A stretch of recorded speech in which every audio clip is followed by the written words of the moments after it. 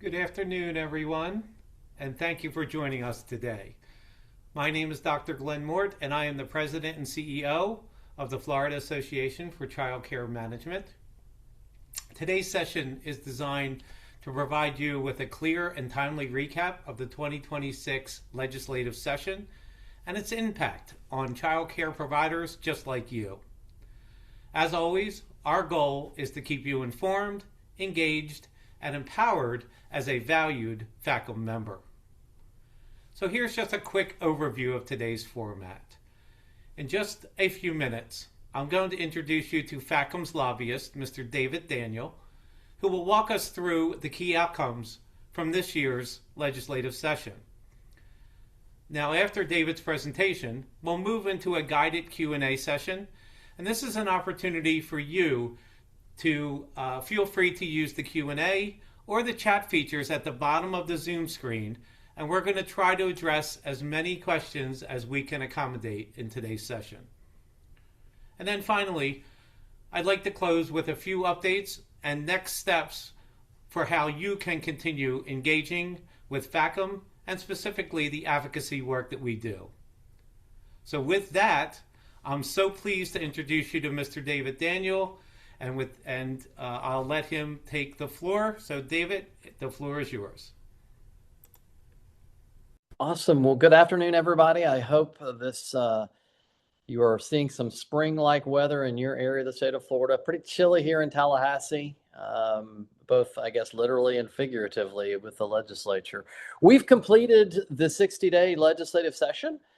They did end on Friday of last week with the policy portion of their legislative session. Unfortunately, as you probably have read in the newspapers, they did not complete their work on the budget. And budget is a big part of what we need them to do in Tallahassee with the VPK rates and SR rates. And so half of it's done and half of it we're going to be doing later in a special session. You know, the budget is the only bill that they have to pass.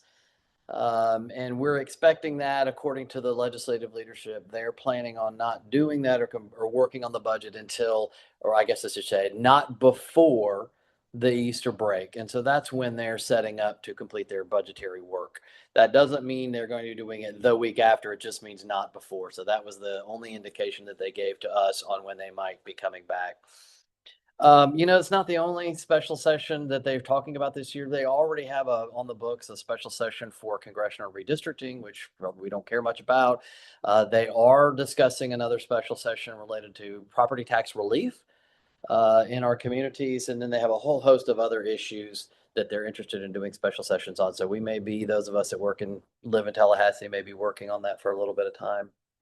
There are really four issues that I'd like to give you a briefing on today. One has to do with the child care licensing bill that passed this year. The second issue deals with Gold Seal and some protections that FACCM put into place that were under attack from the Department of Education. The third issue is about public schools and their recent incursion into doing what we do in child care and their desire to play by different rules than we play by. And lastly, I probably should begin and end, but with, DCF rules and the impact that those rules have on our ability to be successful. And so during my time, those are the four key areas that I hit. Many of you will remember who participated with us last year. We passed a big piece of legislation last year related to child care licensing. They had a couple of key points that were important in that bill that we passed. Some class 3 redefinition of what a class 3 violation was, the ability to get a provisional license if DCF was not doing your background inspections within 3 days, online training at no cost, some online exam that they should be offering, increasing abbreviated inspections, got rid of the distracted driver and flu brochure. This year really was a follow-up to that piece of legislation. There were several pieces that the House and Senate wanted to do, but didn't get included into that legislation. And so there were a couple of key points that I wanted to talk about that were in the bill. Number one, they dealt with family child care homes. They used to call them family daycare homes. They've changed that into statute now to call them family child care homes. They eliminated from the family child care homes the distracted and flu brochure that we got eliminated from licensed child care providers last year. And they also were prohibited property insurance carriers from canceling their property insurance of a family child care home just because they were operating a child care underneath. And so that was a piece of that bill. They went into licensed exempt. They began to have some concerns in the legislature that licensed exempt may be too exempt and not providing enough awareness for families that choose this option for their children. And so they went in and basically required licensed exempt facilities to report any serious issues, child abuse or death that occurs, even though they're not necessarily licensed in the same capacity that we have to be in under 402(305). They also required that these license exempt facilities provide notice to their parents and the families that they're not licensed by DCF, some awareness and some transparency in that. And then they created two issues, or worked on two issues that I imagine will come into play down the road. Number one is they created the Florida Child Care Fund at the Florida Department of Education. And the vision thing for this is a bucket that a business could give money to, or a philanthropy could give money to invest in childcare, receive a tax break and a tax exemption for it to be invested into the childcare system. Still some work to be done in developing what that will look like and where that gets funded. I know some folks want some seed money in there, but that's what they did, is created that fund. And then last but not least, they expanded the role of TEACH by creating a Center for Early Childhood Professional Regulation. Most of us use and like TEACH, and they basically concentrated some of the teaching and training under TEACH. And so we're going to see a little bit of an expanded role of TEACH, and hopefully we can get some additional dollars to them. Absent that, there wasn't anything that was directly related to licensed childcare in that bill, which was good. We had a big year last year, and we were working through the implementation of that bill. The second thing I wanted to talk to you about was challenges that we've had with the Florida Department of Education. In the past, FACCM advocated for, well, let me back up. A while back, if you got a class 1 violation, you automatically lost your gold seal status. And we basically went to the legislature and said, wait a second, we could get gold seals for actions of our employees that we could have done everything right, and the employee made the mistake and knew they shouldn't have done that, and the employee leaves and goes and works somewhere else, and we get stuck with a class 1, and then we lose our gold seal.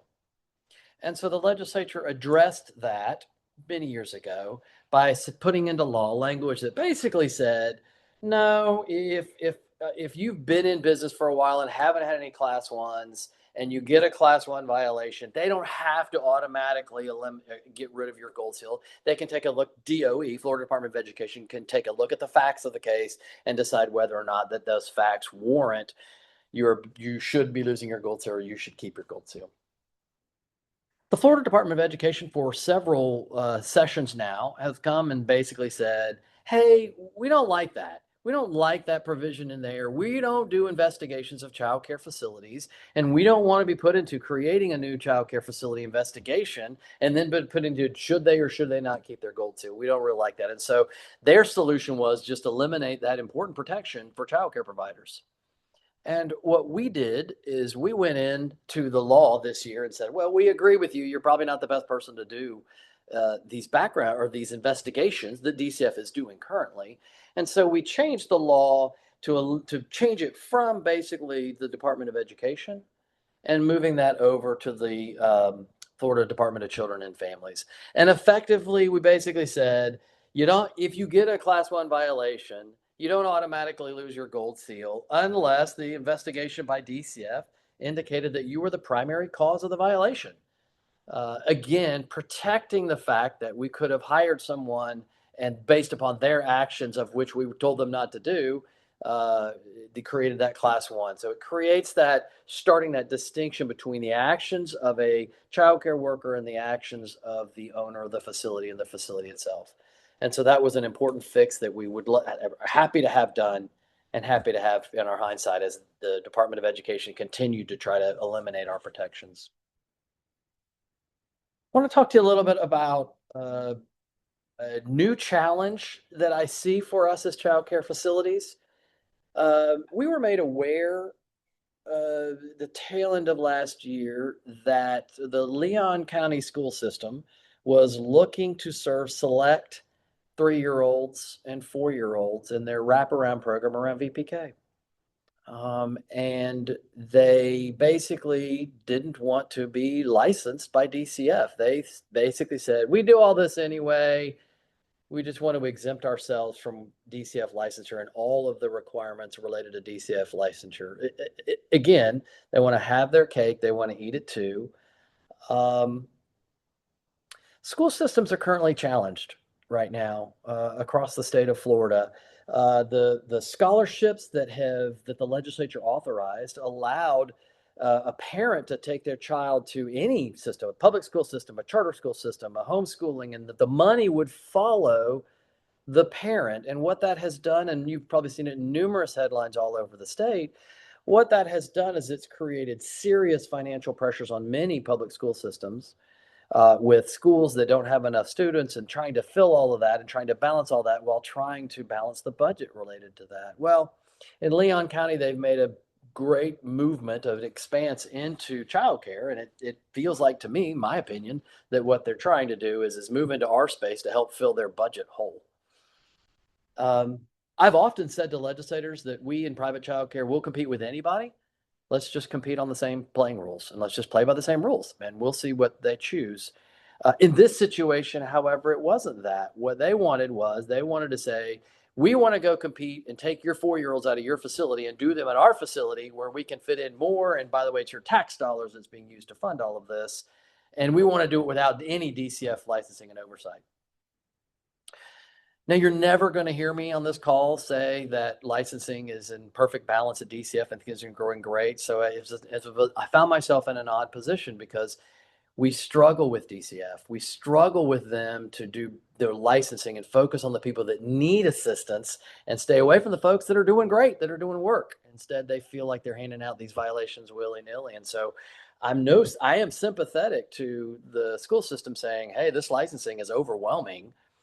However, it's unfair to let a competitor play with the different rules. And so we worked hard at FACCM to make sure that the legislature understood what they were doing. And ultimately, the legislature chose to not include that policy change in any legislation that passed that year.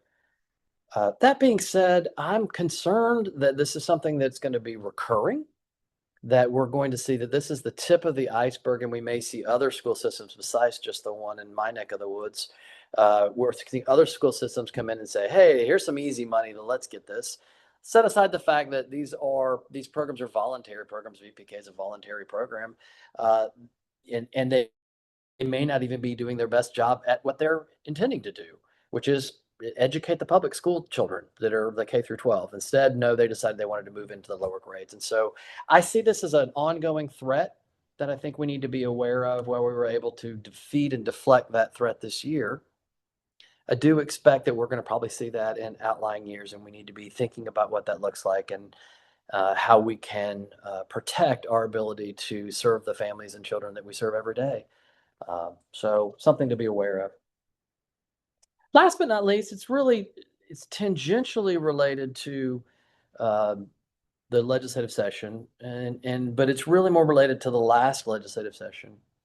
The process that we utilize in Tallahassee is the legislature is going to pass new statutes, new law, and then that has been given to DCF to implement that law. And if you want good rules, typically you got to write good law. And so we worked really hard last year to pass a very large bill related to reducing regulation and oversight and on private childcare, licensed private childcare under 402(305), which included some of the provisions that we talked about earlier in this call. DCF has begun their process of rulemaking related to this,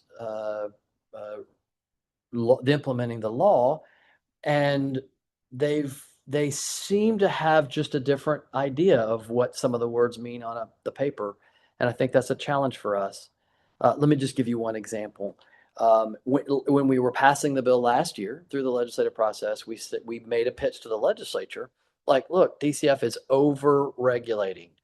And we have these class one violations, serious in nature. We have class twos, and then we have class threes. And if you look at the statistics from the prior year, there were some 16,000 violations that were issued for DCF to childcare in the state of Florida, and 12,000 of them were in class three violations, the least harm caused, oftentimes paperwork that were not in place. And so what we did is we said, well, how can we create a change in the mindset of the child care licensing worker? And how do you do that worker by worker? It's just tough to legislate common sense.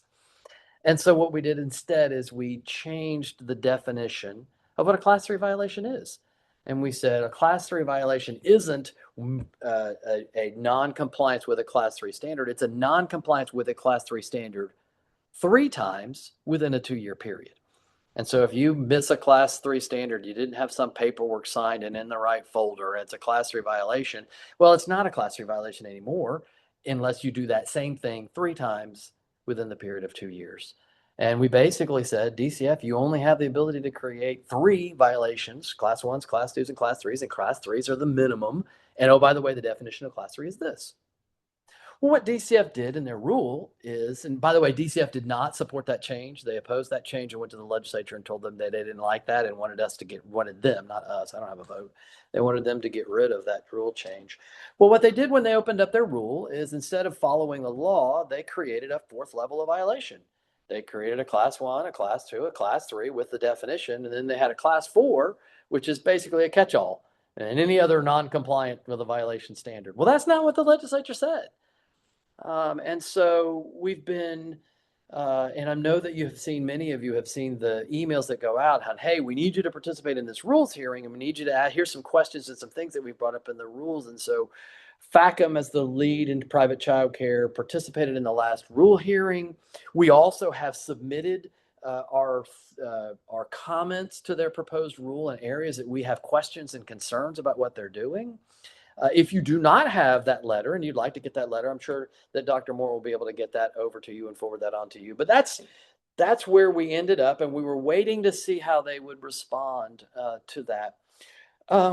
DCF has now opened up that they had closed the hearing, they had closed the rule for additional comment, except for this week we found out they're going to open up another public hearing on the rule. And that public hearing is set to take place on March 24th at 9:45. It's about a 30-minute hearing, of which they're going to, again, take more comment related to the proposed rule. And that's an important place for us to give them real-world information about how this rule will impact our ability to serve our families. So that public hearing has been noticed. I have a good sense what they're trying to do is buy themselves some time to figure out how to achieve what they want to do versus what the legislature wants them to do. So it's going to require us to both participate, but also to be engaged in that process. And the best way to be engaged, number one, is to connect yourself with Dr. Moore and with Henry and stay in tune to what's going on.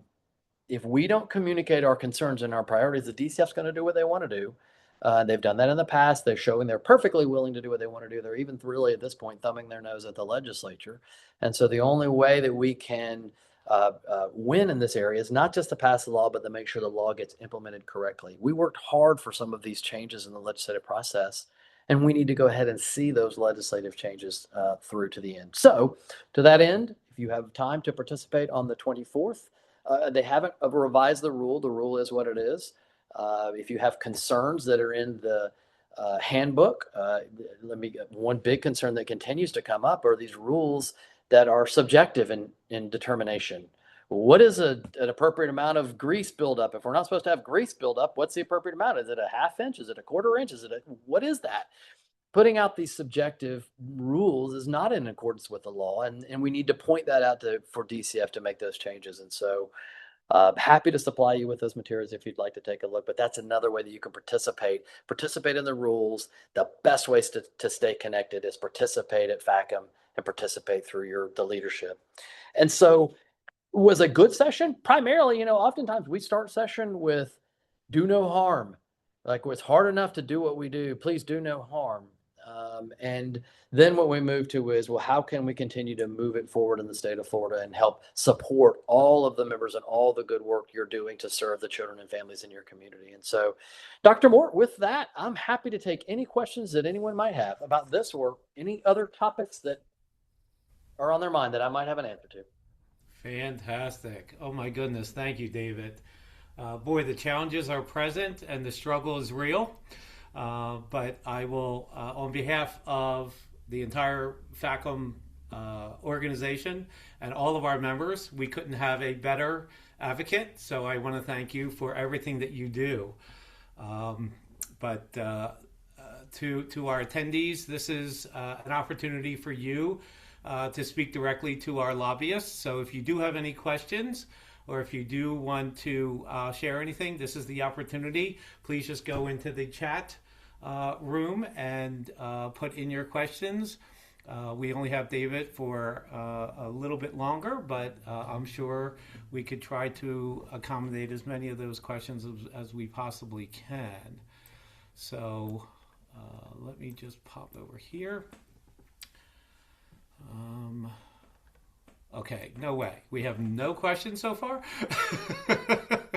Either I did a good job or they all know what's going on from our pre-briefing. All right, here we go, David.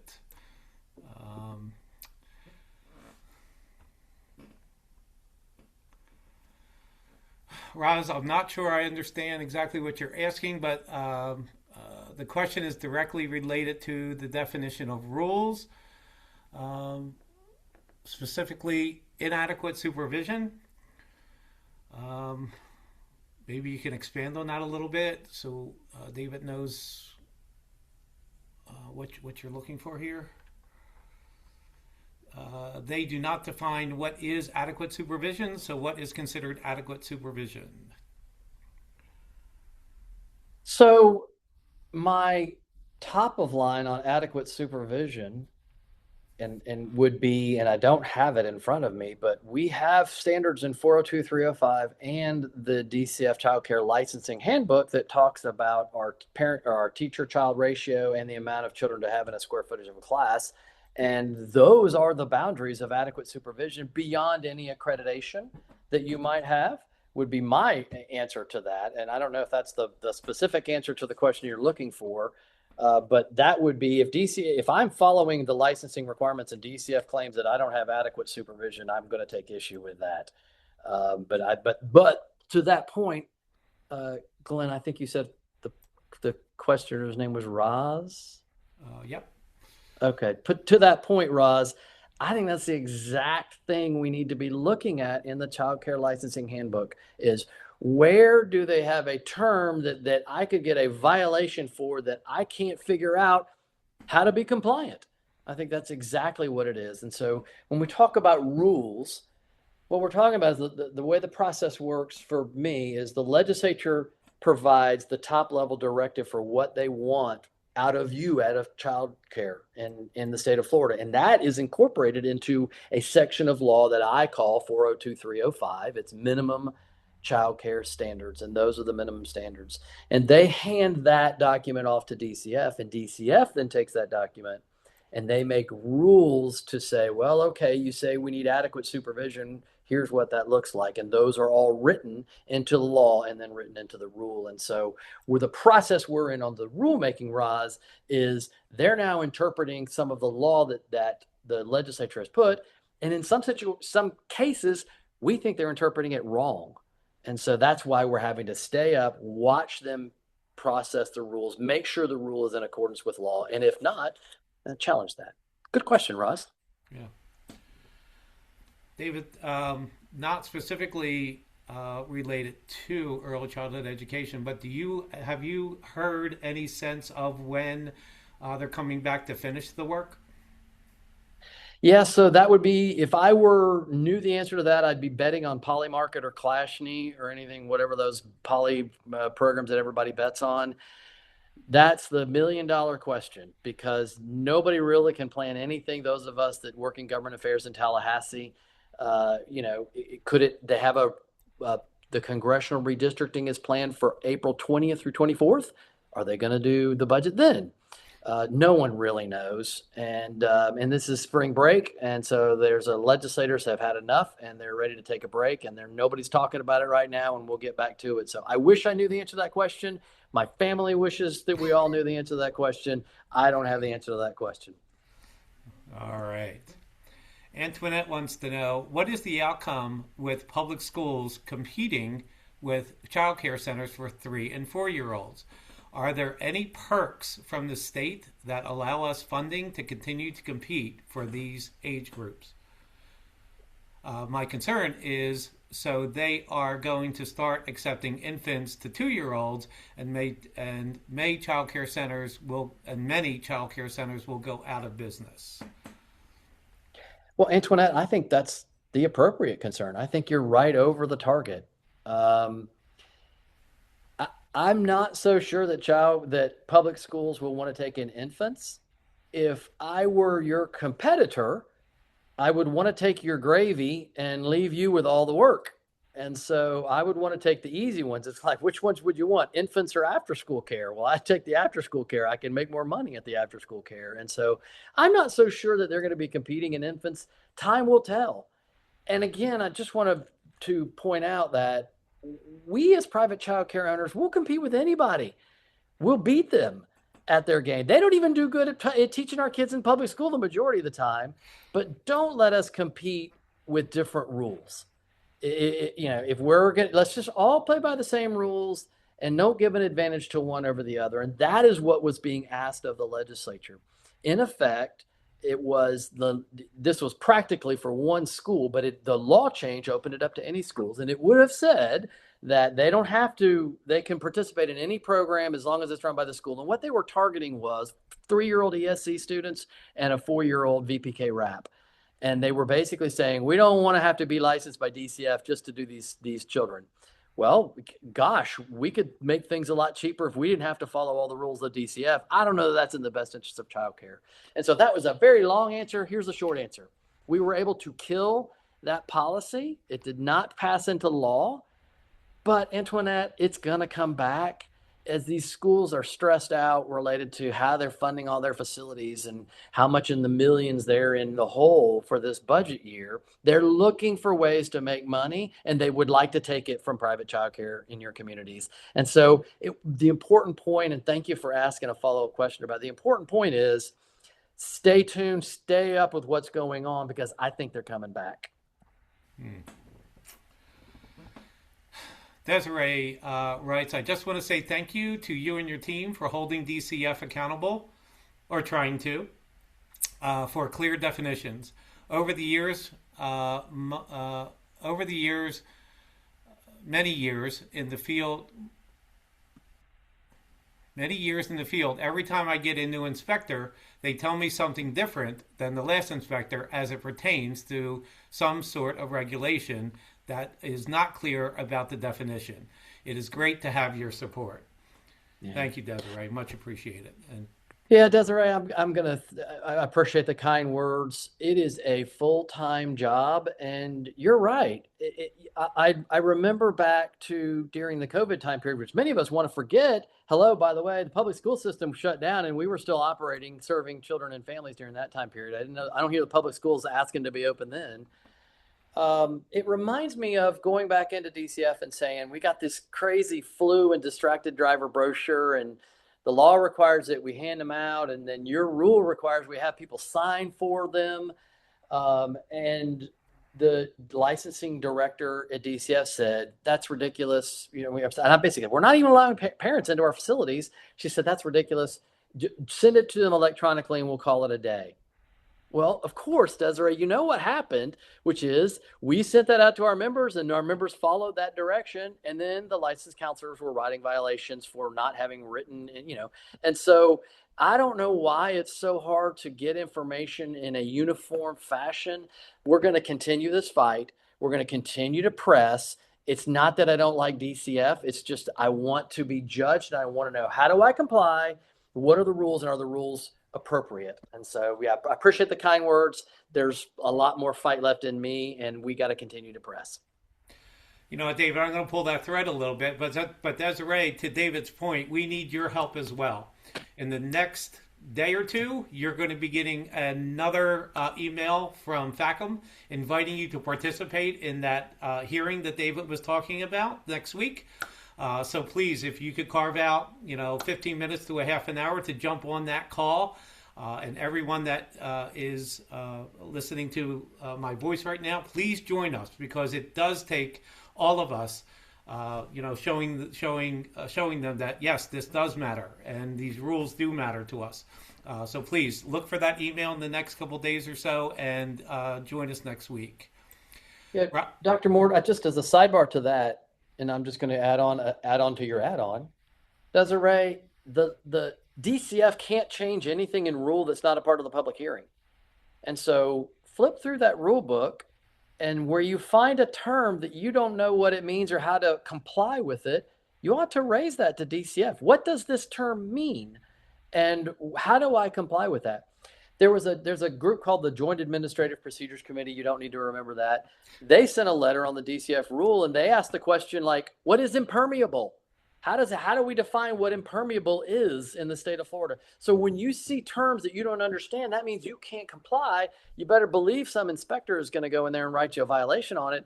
If you don't bring that up in the DCF rules hearing, they can't change that. Now, they may not change it anyway, but you can't say you didn't try. So go, if you find a couple terms and you want to, or you've gotten a violation on something you don't think was fair, bring it up and ask them the question. Because all we're trying to do is comply with the law, so that we can serve the children and families as best we can. David, Roz also wants to know, what are the rules in place to protect us from DCF handing out multiple violations for the same incident? Are there any rules or interpretation of rules that should direct DCF to combine events into one violation as opposed to handing out multiple violations like candy? Roz, I'll need to know a little more than what you've given to unpack that. Handing out violations like candy is a great analogy, by the way. The way that I used it to the legislature when we were fighting for that bill. By the way, we in childcare don't have to do distracted driver brochures anymore, or flu brochures, because we made the case to the legislature that's silly, has nothing to do with quality childcare. And so that's another part of the success. But I likened the licensing counselors to, I don't know if you remember, many of you remember your home inspection, or get your home inspector. Like, if I paid $500 for the guy to come inspect a home when I'm buying it, and he comes back and hands me a blank piece of paper and said, didn't find anything, I'm going to be like, really, dude? Did you do your job? I think of the licensing counselors as a little bit like home inspectors. They're going to walk in and nobody's going to think they even showed up unless they go write you something. So they're going to write you up for something. So what are the rules in place? Well, the rules are the rules. The rules are what's in the handbook. And if in the handbook you have a violation for I don't think we have to do this anymore, but the VPK, the parent signing, remember we used to do the paper and the parent had to check off and you had to sign your name. That's when my kids were in VPK. If you didn't have that in the file, that would be a violation. Well, that would be a violation. And if you did it the next, you're getting inspected multiple times in the year. And so it's that not having that in a violation. We don't want them to roll that on, and we don't want them to put on the public website for something that's just not this ticky-tacky thing. So I don't know if in my discussion point helped answer your question. And you can feel free to either contact Glenn and get in touch with me with additional information on that, and I'll be happy to do my best to answer. Excellent. Roz, again, this one's probably for me, but I'm going to give you an opportunity to see if you can add to it.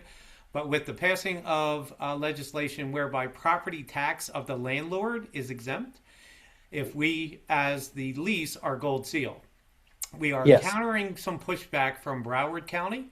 Any suggestions on how we could guide them? So, Roz, I would tell you, feel free to send some information to me directly. But I don't know, David, if you have some input as well. So there's two things. Roz, I'm sorry you're in Broward County. I'll just leave it right there. It's a beautiful place to come visit. Number one, let me back up. Let me just make sure that everyone's aware. The legislature did two things last year. This was last year's legislation. Number one, they said that we had some communities, some municipalities that were creating a special district, and then they were surcharging for a special assessment on child care facilities. But in Florida, you didn't do that to public or private elementary, middle, or high schools.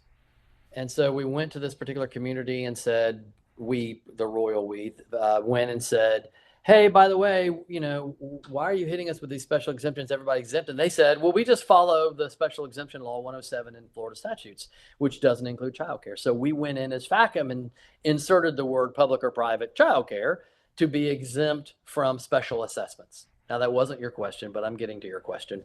The second thing that we did, many of you are aware, if you are a Gold Seal accredited child care facility and you have taken your time and your money and your effort to be more than just minimum licensed, then you get a property tax break, which is huge, particularly the way the property taxes are going right now. Some of our facilities had concerns and made the case to the legislature that, wait a second, if I'm renting a bay out of a 7-bay place and I'm renting a child care facility out of the bay, and I'm Gold Seal, I'm not getting any break from that because it rolls up the common area maintenance, the insurance and the taxes and the common area maintenance all get rolled up into my rent fee. Well, the legislature came in and said, okay, if that's your case, then we're going to create a scenario where you can be the beneficiary of that property tax break. I'm not surprised that Broward is pushing back because I don't think that. I think the effective date of that act was in an outlying year. And so I'll have to find that year so that Dr. Moore can answer that question for you. But it didn't go into effect the same time period that the first special assessment exemption took place. I think it has a different effective date. Let me find that year for you, and that may help you. And what I would do is I would walk in with that piece of legislation, and I would say, this says I should be getting a break, kind of follow the statute related to it, and say, how do I get my break that the legislature said I should get? All right. Reginald wants to know, do you have any updates on 21st CCLC and childcare upcoming budget and potential impact on services? So basically on the budget, so CCDF, first of all, there is no budget for the fiscal year. We're operating in last year's fiscal budget. The second thing is, let's break it up into two pieces. The first piece is school readiness. Our school readiness is now not done by each ELC creating how they want to reimburse. We've got a statewide school readiness reimbursement rate that adjusts for different areas of the state and different classes and levels of service. And that information has already been published. If you'd like to see the table, then you can ask Glenn and he can get you those tables that will show you what the reimbursement rate will be. And that is going to be the reimbursement rate. Secondly of that is your VPK BSA. And so we had a significant increase in the BSA over the last several years. Let's talk a little bit about budget. In the state of Florida, what we're seeing when you look out as the state of Florida's budget is you're seeing a decline in recurring revenue. But the legislature has continued to spend. And so in the outlying years, within the 5-year outlook, you're looking at going from a $3 and $4 billion surplus to a decline and to a cut budget year. And that's not good for anybody or the state of Florida. And so these last 2 years, the Florida legislature has said, okay, what we're going to do is, we see that coming. We're going to go ahead and draw down our recurring expenses over the years to make sure that we don't have to have a cut budget session. So one budget year ago, they spent, and by the way, the increase in the budget was related to that COVID spending, the federal government putting all that money into the budget, and we were the beneficiaries of a lot of that. Last year's budget, they cut $1 billion off of the prior year's budget. This year's budget, they're going to cut $1 billion off of last year's budget.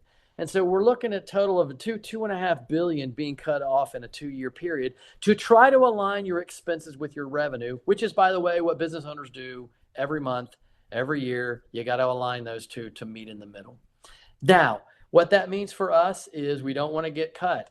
When the legislature, when they were working on the budget for the next fiscal year, which will begin July 1 and run through June 30th of 27, what they did is they took last year's BSA, which last year's BSA in the VPK program was 3,029 for the school year and 2,586 for the summer program. They basically held us harmless and did not lower that any. So that was where they were negotiating. So the House maintained the BSA as we have it this year. The Senate maintained the same BSA.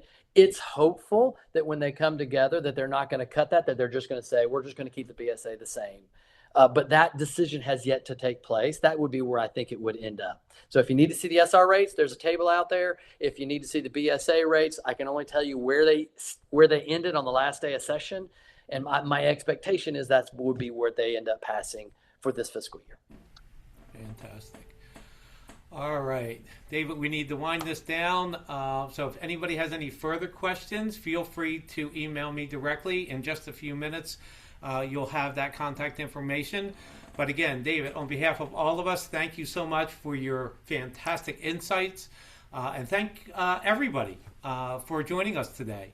Here at FACCM, we're proud to serve as your voice in Tallahassee, championing your priorities and always ensuring that legislators address the issues that make the most of what we do each and every day. We're able to we're also committed to offering resources to help you thrive and ensure your voice is always heard. So before we close, I want to quickly mention that FACCM's annual conference is kicking off exactly 3 months from today. This year's theme, Grow, Lead, Succeed, reflects FACCM's collaborative commitment to strengthening the education sector and uplifting the professionals who lead it. During that conference, you'll have an opportunity to meet David in person, and David and and FACCM's legislative chair, Roy Keister, will be giving another legislative update. Attendees will also have the opportunity to attend a presentation led by Carrie Miller, the Chancellor for Early Learning with the Florida Department of Education, as well as many others engaged in many different sessions. So if you haven't already done so, we encourage you to scan the QR code that's on the screen right now and register. And as always, if you do have questions and if you do want to connect further, please don't hesitate to reach out to us. The contact information is on the screen. My email address, gmord@faccm.org, or you can contact me directly, 800-322-2603. My extension here is 3005. So again, thank you, David, for carving out some time and joining us today. And thank you all for what you do each and every day to support your local communities and your local school community. And we're all about providing that quality early childhood learning. And so for now, take care, and we'll see you next time. Thanks again.